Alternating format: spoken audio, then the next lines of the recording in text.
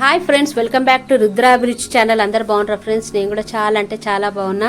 ఇవాళ ఎంతో tasty khichdi, dal rice అంటారు, కిచిడి అంటారు, ఏదన్నా ఎట్లయినా పిలుస్తారు. చేసిన ఫ్రెండ్స్ సూపర్ ఉంది, చాలా బాగుంది. మీరు కూడా ఫస్ట్ నుండి లాస్ట్ దాకా చూడండి, ఎక్కడ కూడా స్కిప్ చేయకుండా. ఓకే, లైక్ షేర్ సబ్స్క్రైబ్ కూడా చేసుకోండి.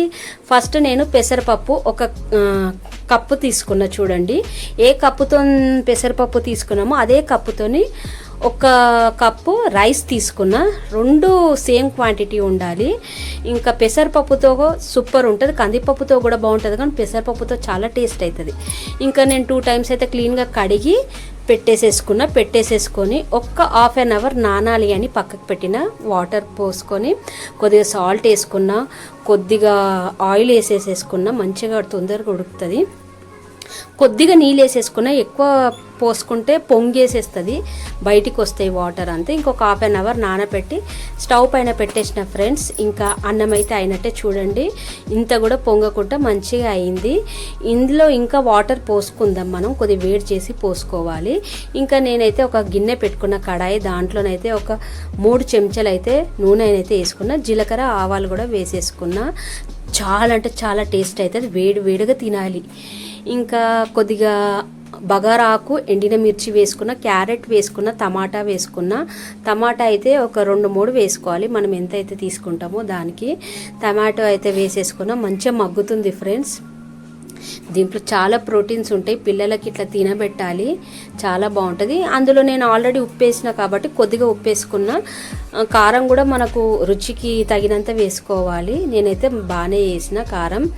ఇంకా పప్పు అన్నం కలిపి వండుతున్నాం కదా, అట్లా వేడి చేసే పోసుకోవాలి, చల్లయి అస్సలు పొయ్యొద్దు, వేడి నీళ్ళే పొయ్యాలి. నేనైతే అన్నం చాలా గట్టిగా దగ్గరకు ఉందన్నట్టు వేడి నీళ్ళు పోసి కలుపుతున్నా. స్మూత్గా జావలాగా అయింది, సూపర్ ఉంటుంది. ఇట్లా ఉండాలి. ఇట్లా ఉన్నాక నేనైతే ఈ మనము ఫ్రై చేసుకున్న టమాటా బగారా దీంట్లో వేసేసుకొని మొత్తం కలిపేసేసుకున్నా. ఇంకా కలిపేసేసుకొని ఎక్కువ గట్టిగా ఎక్కువ పల్సగా ఉండకుండా ఈ క్వాంటిటీలో, ఈ లిమిట్లో ఉండాలి. కొద్దిగా పచ్చిమిర్చి, కొత్తిమీర కూడా వేసేసుకున్నా. చాలా అంటే చాలా టేస్ట్ అయింది. ఇంకా అన్ని మనం వెజిటేబుల్స్ కూడా వేసుకోవచ్చు. నెయ్యి నెయ్యి అయితే కంపల్సరీ వేయాలి. ఈ దాల్ రైస్లా నెయ్యి ఉంటేనే టేస్ట్ అయితే చాలా బాగుంటుంది. నెయ్యి వేసుకొని చాలా మటుకి బాగా కలిపేసేసుకున్నాం. పిల్లలు అయితే చాలా ఇష్టంగా తింటారు. ఇంకా మన ఇంట్లో కూడా చాలామంది తింటారు. ఈజీ అవుతుంది, ఏ కూరగాయలు లేకపోయినా ఇలాంటివి చేసుకుంటే సూపర్ ఉంటుంది.